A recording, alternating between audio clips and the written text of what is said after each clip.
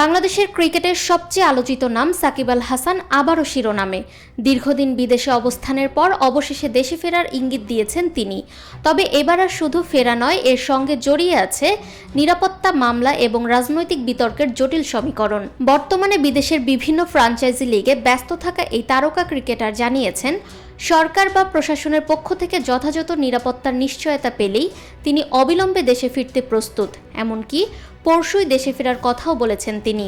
সম্প্রতি মুম্বাই থেকে একটি সংবাদ মাধ্যমকে দেওয়া দীর্ঘ এক সাক্ষাৎকারে সাকিব বলেন, তার বিরুদ্ধে দায়ের হওয়া মামলাগুলো আইনিভাবে মোকাবেলা করতে তিনি সম্পূর্ণ প্রস্তুত। তবে এজন্য প্রয়োজন স্বাভাবিক নিরাপত্তা এবং হয়রানি না করার নিশ্চয়তা।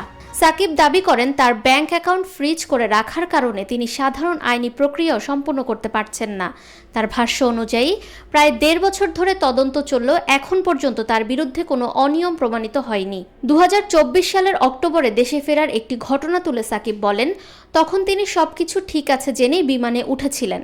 সংশ্লিষ্ট দায়িত্বশীল ব্যক্তিদের সঙ্গে কথা বলে দেশে ফেরার সিদ্ধান্ত নিয়েছিলেন।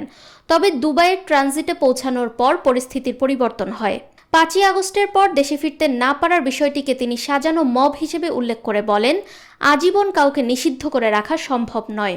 এখন দেখার বিষয় প্রশাসনের পক্ষ থেকে সাকিবকে এমন কোনো নিশ্চয়তা দেওয়া হয় কিনা এবং দেশের অন্যতম সেরা এই ক্রিকেটার কবে আবার দেশের মাটিতে ফিরতে পারেন। ফাহমিদা বিনতে আনোয়ার, নিরপেক্ষ।